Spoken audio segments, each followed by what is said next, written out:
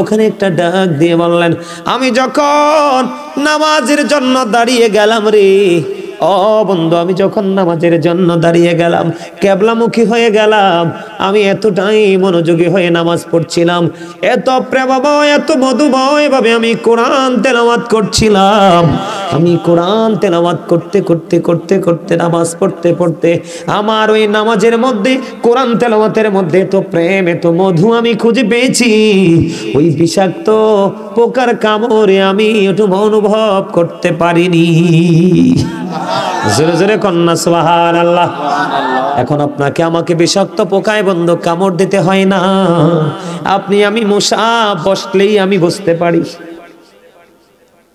আমাকে অনেক সময় মানুষ ফোন করে, হুজুর আমার একটা সমস্যা। কয় কি?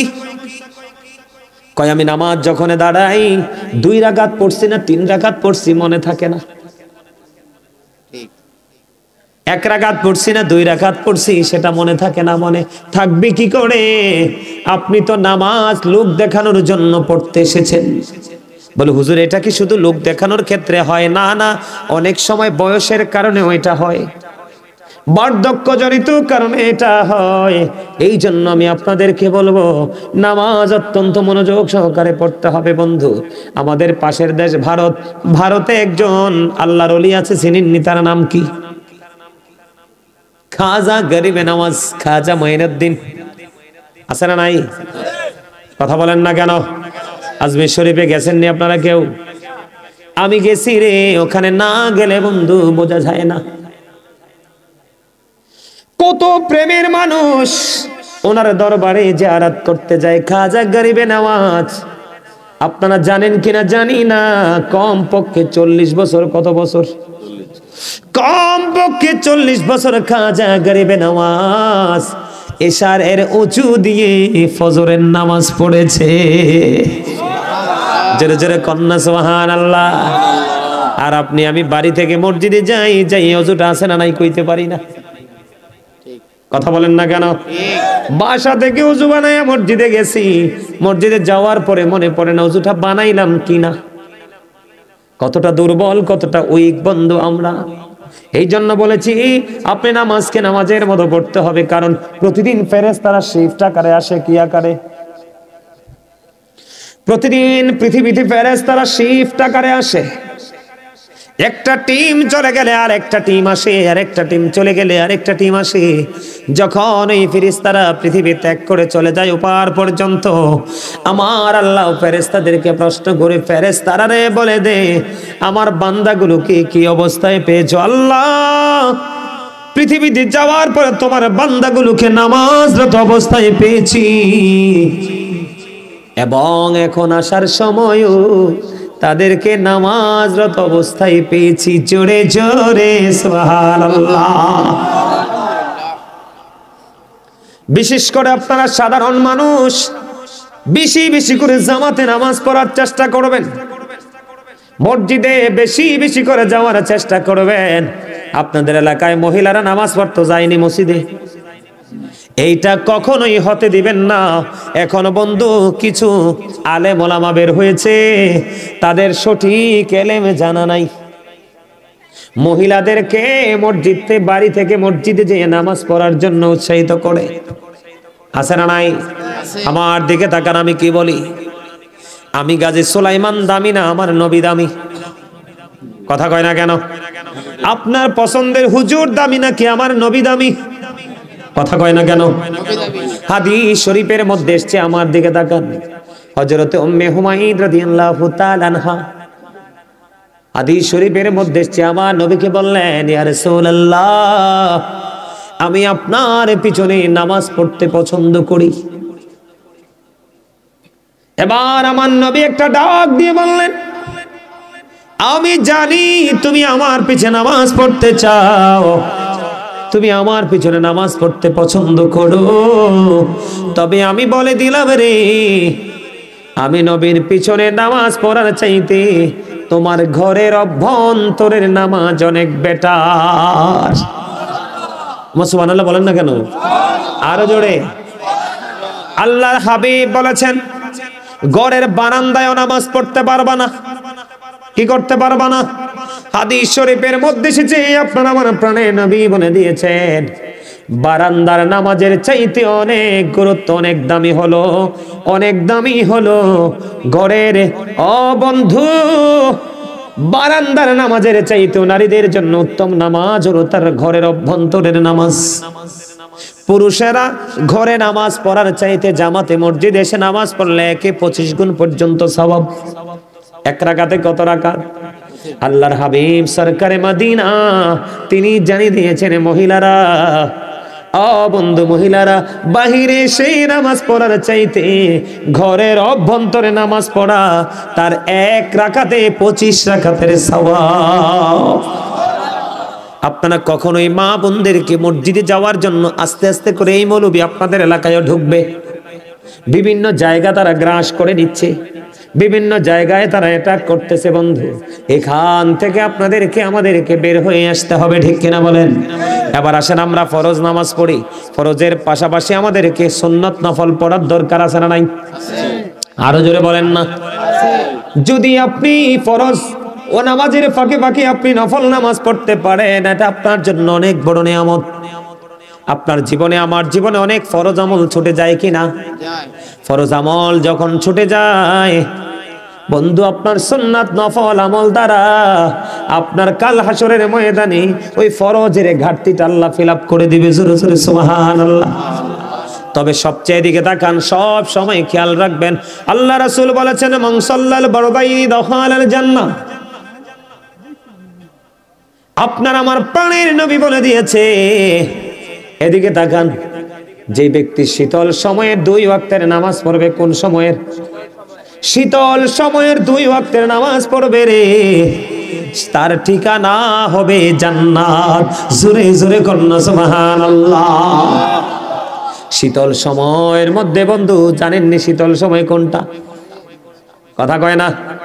ঠান্ডা সময়ের নামাজ 2 ওয়াক্তের নামাজ আছে, বলতে পারবেন নি কোন নামাজ? একটা হলো ফজর আর একটা হলো আসর।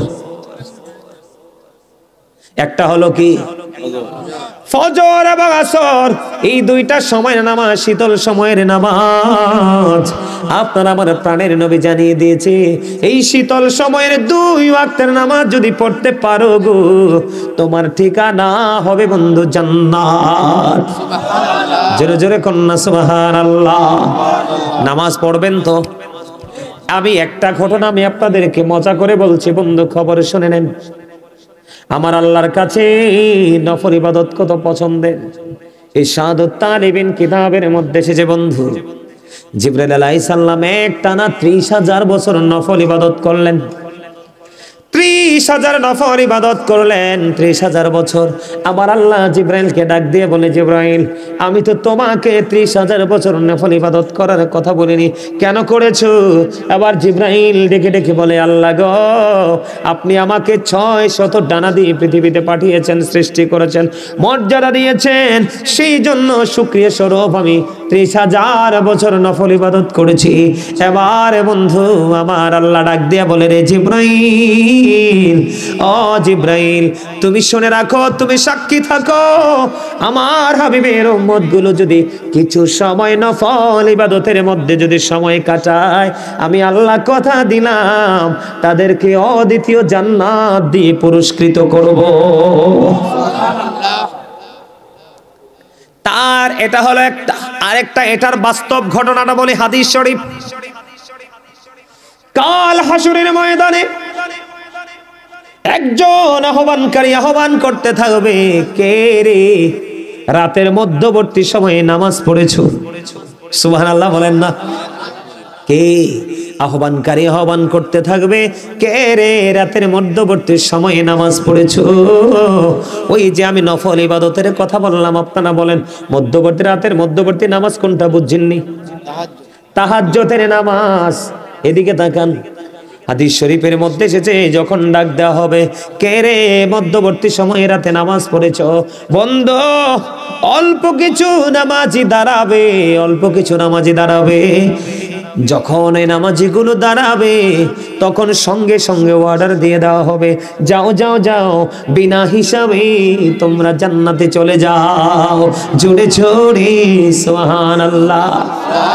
কি বিনা হিসাবে জান্নাতে চলে যাও, বিনা হিসাবে জান্নাতে চলে যাও, জান্নাতে চলে যাও। জান্নাতে চলে যাওয়ার জন্য বন্ধু অর্ডার দিয়ে দেবে। আর যারা রাতের মধ্যবর্তী সময়ে নামাজ পড়তে পারোনি তারা বিচারের জন্য প্রস্তুত হও। তাহলে নফলের দাম আছে না নাই? এবার আসেন, আপনাদের সবার সুপরিচিত একটা নামাজ আছে বন্ধু, মাগরিবের নামাজের পরে 6 রাকাত তাওবিন নামাজ পড়ে কি পড়ে না? 2 রাকাত করে আমরা 6 রাকাত তাওবিন নামাজ পড়ি, ঠিক কিনা বলেন? কয় রাকাত করে করে? কিন্তু এই নামাজটা কেমন করে পড়বেন মজাটা বুঝে নেন, মজাটা বুঝে নেন, শিখে নেন, জেনে নেন। মজা কত বন্ধু এটার মধ্যে। আপনার আমার প্রাণে নবী বলেছে, মাগরিবের নামাজ তুমি পড়ে ফেলেছো, তোমার কোনো প্রয়োজন নেই কথা বলার, তুমি কোনো প্রয়োজন মনে করো না, কথা বলবা না। যদি প্রয়োজন বিশেষ হয় তুমি কথা বলতে পারবা। তুমি যদি তোমার কোনো প্রয়োজন যদি না হয় তুমি কি করবে না, কোনো কথা বলবে না। সুজা মাগরিবের নামাজ শেষ করে তুমি তাওবিন নামাজটা আদায় করে নেবে। হাদিস শরীফের মধ্যে এসেছে, আপনার আমার প্রাণে নবী জানিয়ে দিয়েছেন, কোনো প্রয়োজনীয় কথা না বলে কেউ যদি মাগরিবের নামাজ শেষ করার পরে 6 রাকাত তাওবিন নামাজ পড়তে পারো গো, আমার নবী জি জানিয়ে দিয়েছে এই নিয়মে একদিনের তাওবিন নামাজ পড়ার কারণে তার আমল নামায় 12 বছরের নফল ইবাদতের সওয়াব দেয়া হবে। 5 বার যদি আপনি গোসল করেন, গন্ধ তো থাক দূরের কথা, বন্ধু ময়লা আসারও সাহস পাবে না বডিতে, ঠিক কিনা বলেন? আমার নবীজি বলেছে, কেউ যদি কারো বাড়ির আঙিনায় যদি কি হয় পুকুর বা জলাশয় থাকে, দৈনিক 5 বার যদি গোসল করে রে, 5 বার গোসল করলে যেমন তার শরীরে কোনো ময়লা থাকে না, বান্দা যখন সঠিকভাবে 5 ওয়াক্ত নামাজ পড়ে, 5 ওয়াক্ত নামাজ পড়ার কারণে তেমনি তার আমল নামায় কোনো গুনাহ থাকে না। কত মজার খবর দেখেন, নামাজীদের পাওয়ার, নামাজীদের মর্যাদা কেমন আমি আপনাদেরকে বলে দিতে চাই। ঈসা রুহুল্লাহ বন্ধু একদিন এক রাস্তা দিয়ে হেঁটে হেঁটে যায়, যাওয়ার সময় তিনি হঠাৎ করে তোনারির দৃষ্টিগোচর হলো। যাওয়ার সময় তিনি দেখতে পাইলেন হঠাৎ করে একটা পাখি নিজের বডিটাকে ধুলোবালিতে দোসর করে নিচ্ছে, মানে ময়লা করে নিচ্ছে। এই ময়লাযুক্ত শরীরটাকে আবার বন্ধু জলাশয়ে গিয়ে আবার ধৌত করে নিচ্ছে। ময়লা লাগাইলে, বালু লাগাইলে কি হয়? ময়লা হয়, গোসল করলে ময়লা দূর হয়ে যায়। এমনি করে করে একবার গায়ের মধ্যে ময়লা লাগায়, আরেকবার বন্ধু ধুলাবালি লাগায়, এমনি করে করে একবার পরিষ্কার করে একবার লাগায়।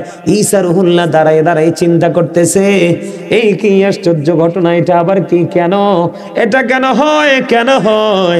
এবার আল্লাহ রাব্বুল আলামিনের পক্ষ থেকে ঈসা রুহুল্লাহকে জানিয়ে দেওয়া হলো, ওগো ঈসা, এটা হলো আল্লাহর প্রিয় হাবিবুল্লাহর উম্মতের নিদর্শন। সুবহানাল্লাহ। ওই যে পাখি ধুলাবালি লাগাচ্ছে তার বডিতে, এটা হলো আখির নবীর উম্মতের গুনাহ।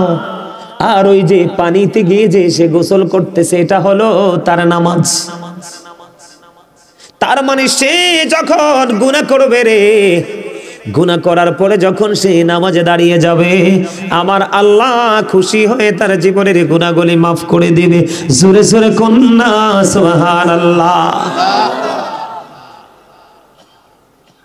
আল্লাহর কাছে প্রশস্তি, আল্লাহর কাছে সবচেয়ে পছন্দের কাজ হলো বন্ধু সময় মতো নামাজ পড়া। কি করা? সময় মতো নামাজ পড়া। সময় গেলে নামাজ পড়া এটা কিন্তু বন্ধু উচিত নয়। আমাদের মধ্যে অনেকে আছে ইচ্ছে করে করে দেরি করে করে নামাজ পড়ে টাইমটাকে ওভার করে দিয়ে, আছে না নাই? আমার দিকে তাকান, যারা নামাজ পড়ে না বেনামাজি কত দুষ্ট, কত জঘন্য। মুসা কালিমুল্লাহর জামানায়, মুসা নবীর জামানায় এক মহিলা ব্যভিচারের মাধ্যমে বন্ধু সন্তান ধারণ করলো। ব্যভিচারের মাধ্যমে যখন সন্তান ধারণ করলো, এখন ভাগ্যক্রমে এই সন্তানটা আবার পৃথিবীতে আসলো, প্রসব করলো। প্রসব করার পরে ওই মহিলা বাচ্চাটাকে বন্ধ গলা টিপে হত্যা করে ফেললো, মেরে ফেললো। মেরে ফেলার পরে সে আল্লাহর কাছে তওবা করলো। তওবা করার পরে বন্ধু তৎকালীন সময় মুসা কালিমুল্লাহ ওনার কাছে গেলেন। মুসা কালিমুল্লাহর কাছে যাওয়ার পরে মুসা কালিমুল্লাহর কাছে গিয়ে বললেন, ওগো আল্লাহর নবী মুসা, আমি অপরাধ করেছি, অন্যায় করেছি, জুলুম করেছি, আমি ব্যভিচার করেছি, ব্যভিচারের মাধ্যমে সন্তান ধারণ করেছি, সন্তানকে প্রসব করেছি, নিজের হাতেই আমি গলা টিপে হত্যা করেছি। ওগো নবী মুসা, সন্তানটাকে হত্যা করার পরে আমি আল্লাহর দরবারে তওবা করেছি। আপনি বলে দেন আমার এই অপরাধ ক্ষমা করবেনি। বন্ধু এই কথা বলতে দেরি মুসা কালিমুল্লাহ ডাক দিয়ে বলল, না না না না, তুমি আমার সামনে থেকে দূর হয়ে যাও। মুসা নবী মহিলাটাকে তাড়িয়ে দিলেন। সঙ্গে সঙ্গে আল্লাহ রাব্বুল আলামিন জিবরাইলকে পাঠালেন। জিবরাইল, যাও যাও যাও, মুসাকে গিয়ে প্রশ্ন করো ওই মহিলাটাকে কেন এখান থেকে বের করে দিল। এবার জিবরাইল আসলেন।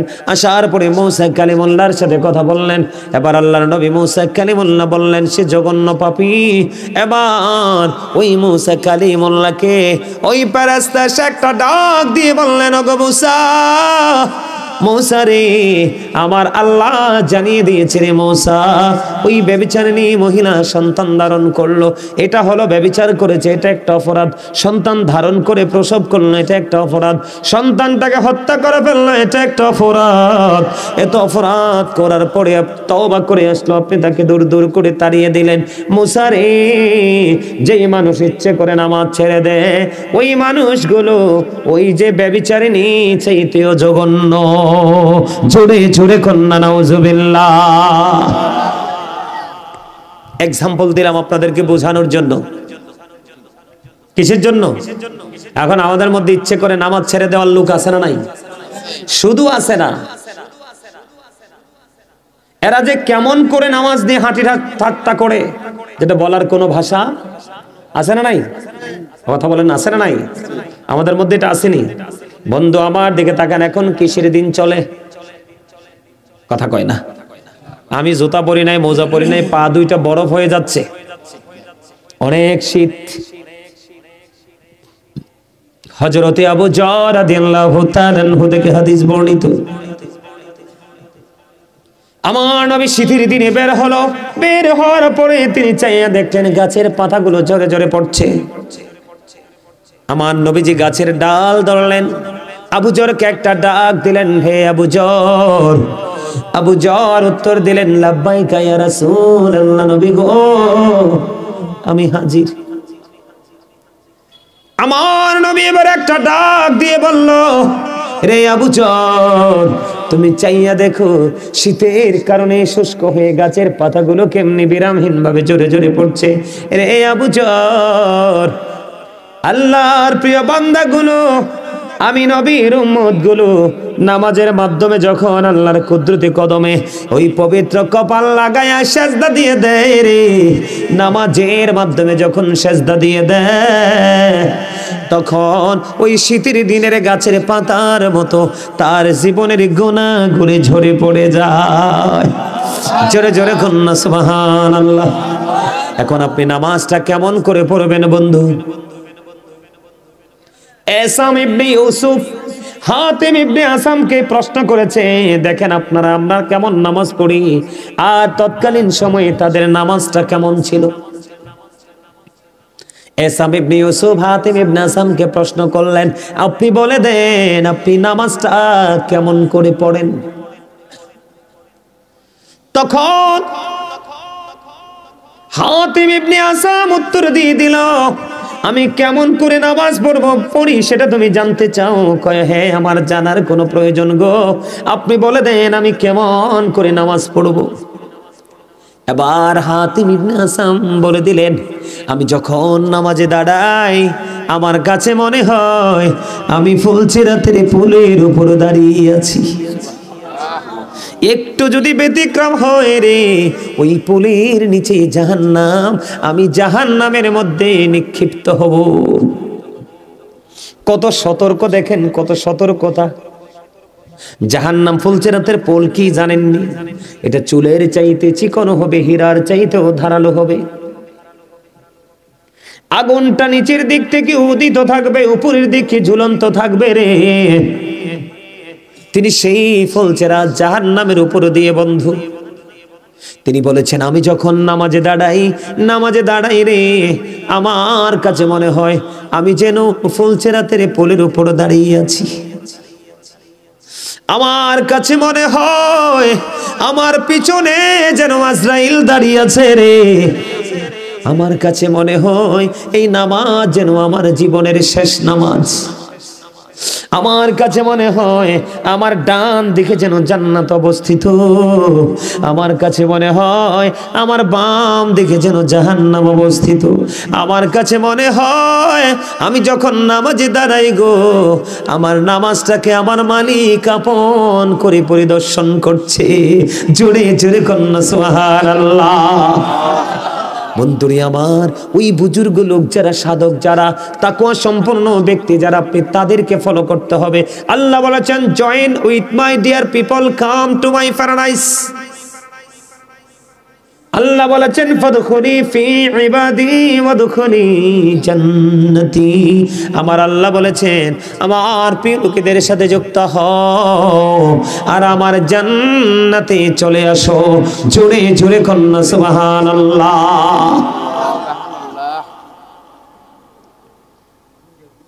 কথা কি বুঝতে পারছেন নি?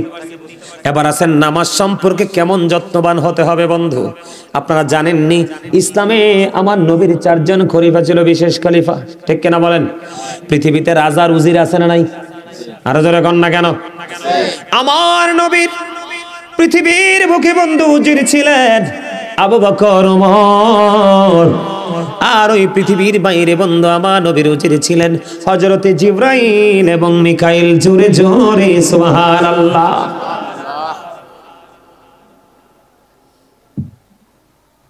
কেমন করে বন্ধু সাহাবীরা নামাজ পড়েছে খেয়াল করেন। হযরতে আবু বকর সিদ্দিক রাদিয়াল্লাহু তাআলা আনহু, তিনি যখন দিনের মধ্যে তিনি কি হলেন, দীক্ষিত হলেন, এবার দিনের জন্য সকল সম্পত্তি তিনি খরচ করতে লাগলেন। খরচ করতে করতে করতে করতে বন্ধু একটা পর্যায়ে তিনি দুস্থ হয়ে গেলেন। খেয়াল করেন সাহাবায়ে কেরামদের তাকওয়া, সাহাবায়ে কেরামের নামাজ, সাহাবায়ে কেরাম আমার নবীর হুকুম কেমন করে মানতো, একটা একটা করে বিভিন্ন দিক থেকে তথ্য দিচ্ছে, নিয়ে যান। আর আমরা কেমন করে নামাজ পড়ি বন্ধু। আবু বকর সিদ্দিক দুস্থ হয়ে গেল, কিন্তু আজকের মসজিদে আজান হয়ে গেল, নামাজ শুরু হয়ে যাবে রে। আবু বকর যে নামাজ পড়তে হবে, নামাজ পড়ার মতো পোশাকও ওনার নাই।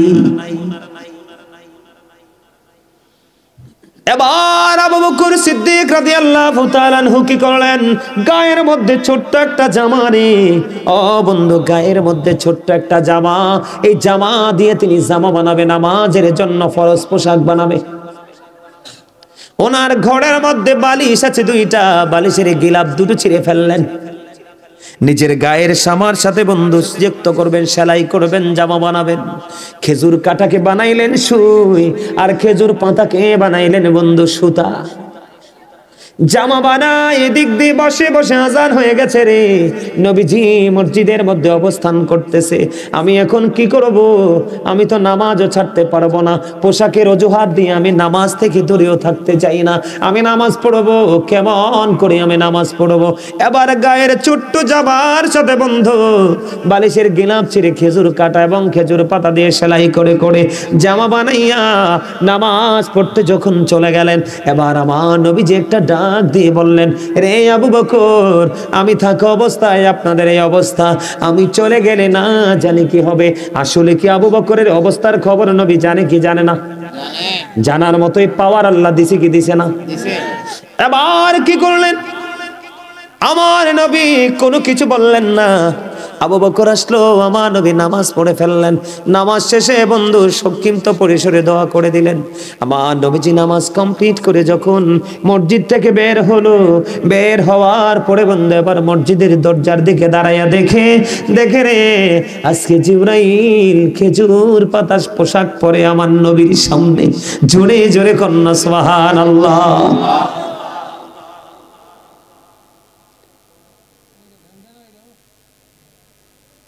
খেজুর পাতার পোশাক পরে পরে আমার নবীর সামনে হযরত জিবরাইল। আমার নবী যে একটা ডাক দিয়ে বললেন, রে জিবরাইল, আজকে আপনার পরনে খেজুর পাতার পোশাক কেন দেখা যায় গো? এবার জিবরাইল আলাইহিস সালাম ডেকে ডেকে বললেন, ইয়া রাসূলুল্লাহ, ইয়া হাবিবাল্লাহ, নবী গো, ও প্রাণের নবী, আপনি চাইয়া দেখেন আবু বকরের জামানায় নামাজ পড়ার মতো পোশাক নাই গো, তারপরেও তিনি নামাজ ছাড়বে না। আপনি চাইয়া দেখেন ইয়া রাসূলুল্লাহ, আবু বকরের পরনে খেজুর পাতার পোশাক দেখা যায়।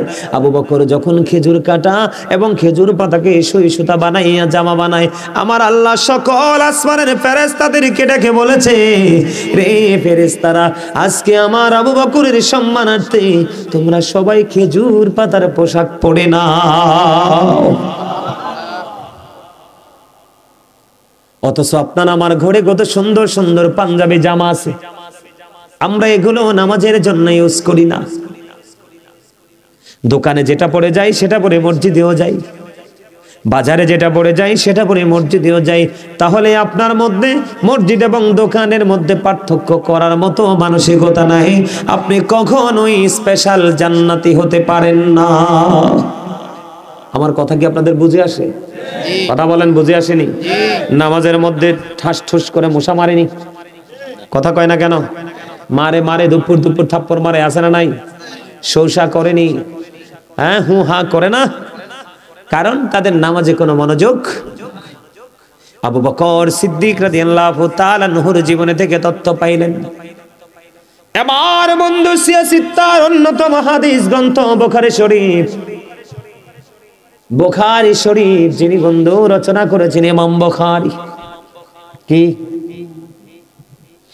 ইমাম বুখারী বন্ধু নামাজ পড়তেছে, খেয়াল করেন, ইমাম বুখারী নামাজ পড়তেছে, ইমাম বুখারী নামাজ পড়তেছে, নামাজরত অবস্থায় ওনাকে বিষাক্ত পোকা কামড় দিচ্ছে, কিন্তু নামাজ তো ভাঙে না, নামাজ শেষ করে না। নামাজে কতটা মনোযোগী, নামাজ পড়ার ক্ষেত্রে কতটা সচেতন ছিলেন আমাদের পূর্বসূরি আইম্মায়ে কেরাম। ইমাম বুখারীর নামাজ শেষ হয়ে গেল, নামাজ শেষ হয়ে যাওয়ার পরে আবার ছাত্রকে ডাক দিয়ে বলল, দেখো গো আমার পিঠের মধ্যে কি। এবার ইমাম বুখারীর ছাত্র জামাটা উঠালেন, জামাটা উঠায়া দেখে রে বিষাক্ত ভিঙ্গুল পোকা। কি পোকা? ভিঙ্গুল পোকা। দেখছেননি? এটা কিন্তু ছোট্ট করে বড় করে বড় করে অনেক বড় করে বাসা বনে। এইটা যদি একবার কাউকে টার্গেট করে কামড়াইয়া মেরে ফেলে।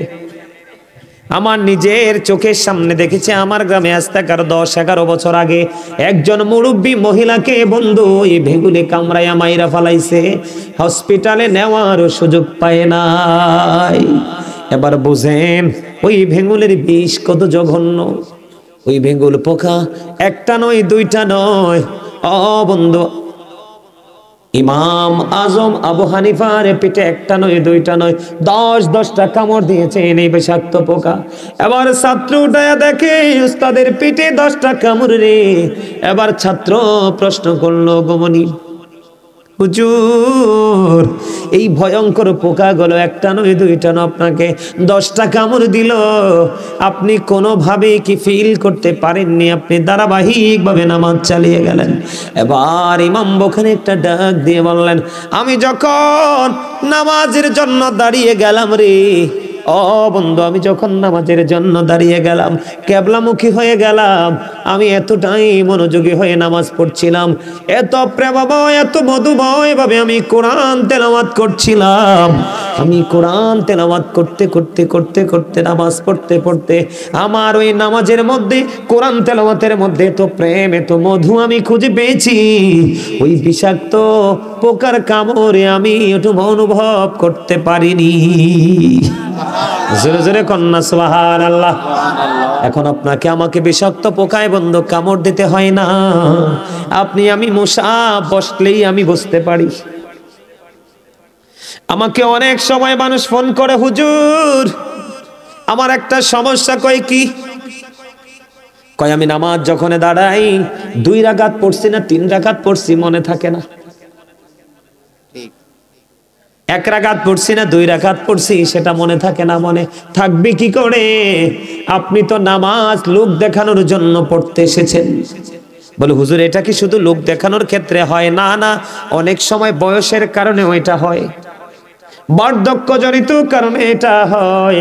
এই জন্য আমি আপনাদেরকে বলবো নামাজ অত্যন্ত মনোযোগ সহকারে পড়তে হবে। বন্ধু, আমাদের পাশের দেশ ভারত, ভারতে একজন আল্লাহর ওলি আছে, চিনেননি? তার নাম কি? খাজা গরিবে নওয়াজ, খাজা মঈনুদ্দিন। আছে না নাই? কথা বলেন না কেন? আজমির শরীফে গেছেন নি আপনারা কেউ? আমি গেছি রে, ওখানে না গেলে বন্ধু বোঝা যায় না কত প্রেমের মানুষ ওনার দরবারে জিয়ারত করতে যায়। খাজা গরিবে নওয়াজ আপনারা জানেন কিনা জানি না, কম পক্ষে 40 বছর। কত বছর? কম পক্ষে 40 বছর খাজা গরিবে নওয়াজ এশার এর উঁচু দিয়ে ফজরের নামাজ পড়েছে। জোরে জোরে কন্যা সুবহানাল্লাহ। আর আপনি আমি বাড়ি থেকে মসজিদে যাই, যাই ওযুটা আছে না নাই কইতে পারি না। কথা বলেন না কেন? বাসা থেকে ওযু বানাইয়া মসজিদে গেছি, মসজিদে যাওয়ার পরে মনে পড়ে না ওযুটা বানাইলাম কিনা। কতটা দুর্বল, কতটা উইক বন্ধু আমরা। এই জন্য বলেছি আপনি নামাজকে নামাজের মতো পড়তে হবে, কারণ প্রতিদিন ফেরেশতারা শিফট আকারে আসে। কি আকারে? প্রতিদিন পৃথিবীতে ফেরেশতারা শিফট আকারে আসে। একটা টিম চলে গেলে আর একটা টিম আসে, আর একটা টিম চলে গেলে আর একটা টিম আসে। যখন এই ফেরেশতারা পৃথিবী ত্যাগ করে চলে যায় ওপার পর্যন্ত, আমার আল্লাহ ফেরেশতাদেরকে প্রশ্ন করে, ফেরেশতারা রে বলে দে আমার বান্দাগুলোকে কি অবস্থায় পেয়েছো? আল্লাহ পৃথিবীতে যাওয়ার পরে তোমার বান্দাগুলোকে নামাজরত অবস্থায় পেয়েছি, এবং এখন আসার সময়ও তাদেরকে নামাজরত অবস্থায় পেয়েছি। জোরে জোরে সুবহানাল্লাহ। বিশেষ করে আপনারা সাধারণ মানুষ বেশি বেশি করে জামাতে নামাজ পড়ার চেষ্টা করবেন, মসজিদে বেশি বেশি করে যাওয়ার চেষ্টা করবেন। আপনাদের এলাকায় মহিলারা নামাজ পড়তে যায়নি মসজিদে, এইটা কখনোই হতে দিবেন না। এখনো বন্ধু কিছু আলেম ওলামা বের হয়েছে, তাদের সঠিক এলেমে জানা নাই। মহিলাদেরকে মসজিদে, বাড়ি থেকে মসজিদে যেয়ে নামাজ পড়ার জন্য উৎসাহিত করে। আছে না নাই? আমার দিকে তাকান, আমি কি বলি?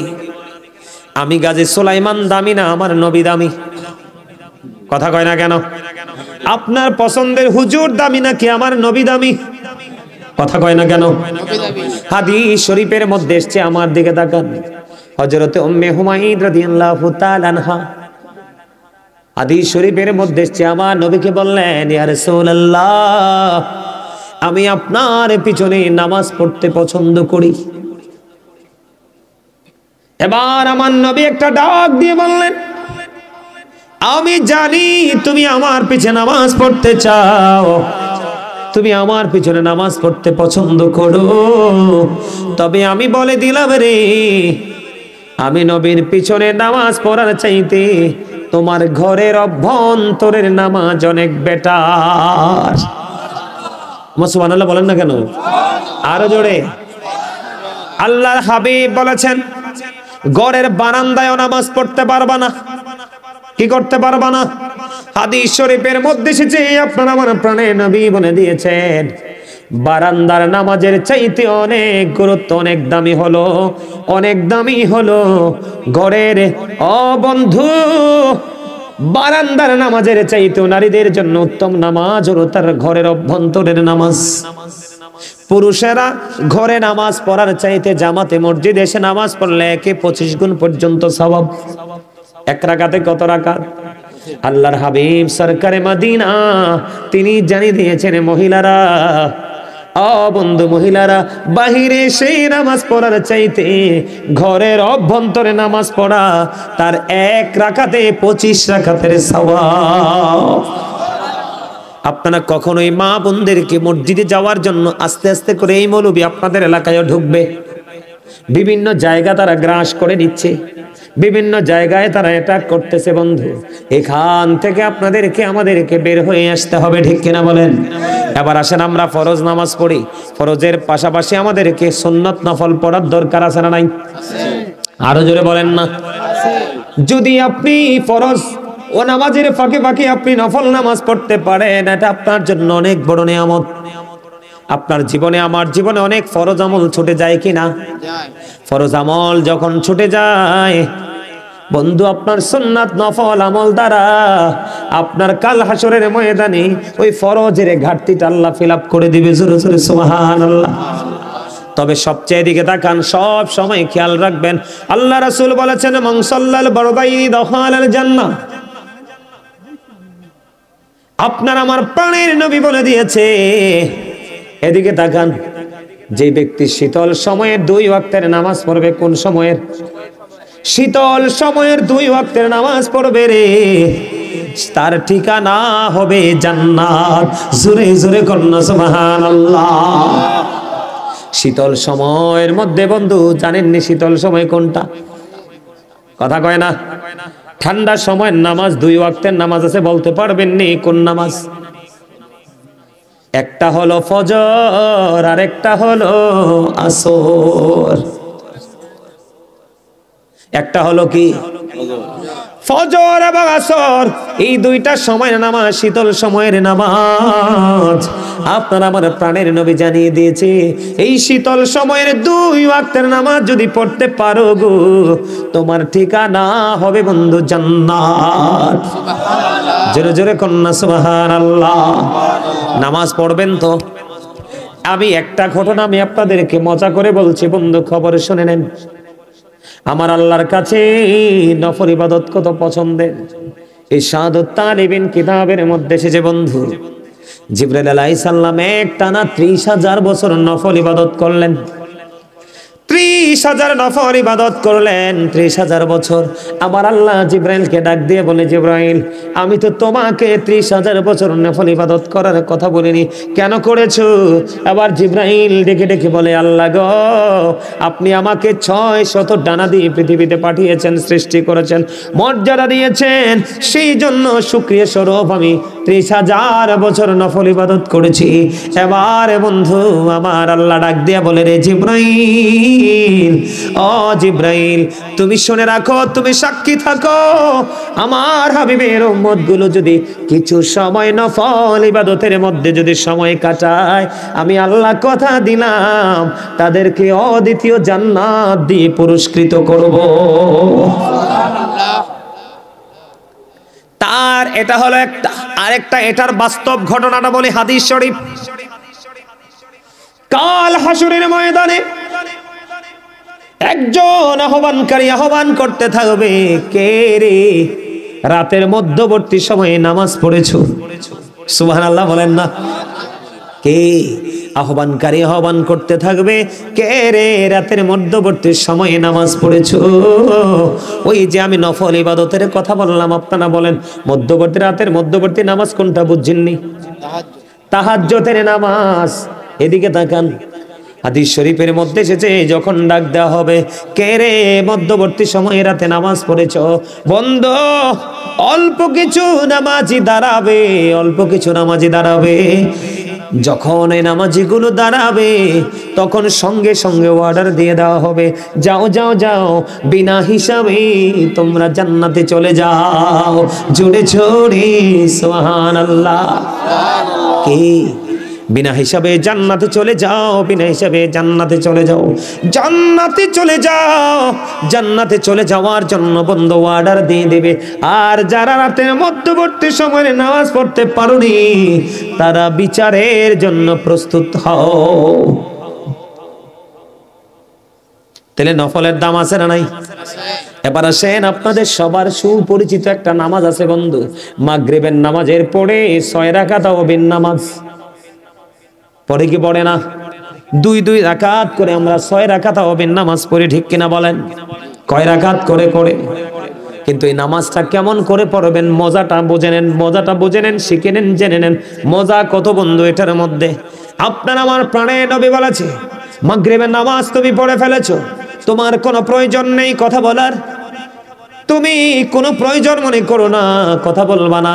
যদি প্রয়োজন বিশেষ হয় তুমি কথা বলতে পারবা। তুমি যদি তোমার কোনো প্রয়োজন যদি না হয়, তুমি কি করবে না? কোনো কথা বলবে না। সোজা মাগরিবের নামাজ শেষ করে তুমি তাওবিন নামাজটা আদায় করে নেবে। হাদিস শরীফের মধ্যে এসেছে, আপনার আমার প্রাণের নবী জানিয়ে দিয়েছেন, কোনো প্রয়োজনীয় কথা না বলে কেউ যদি মাগরিবের নামাজ শেষ করার পরে 6 রাকাত তাওবিন নামাজ পড়তে পারো গো, আমার নবী জি জানিয়ে দিয়েছে এই নিয়মে একদিনের তাওবিন নামাজ পড়ার কারণে তার আমল নামায় 12 বছরের নফল ইবাদতের সওয়াব দেয়া হবে। তাই নামাজ পড়লে লাভ না লস? আরো জোরে কোন? আরো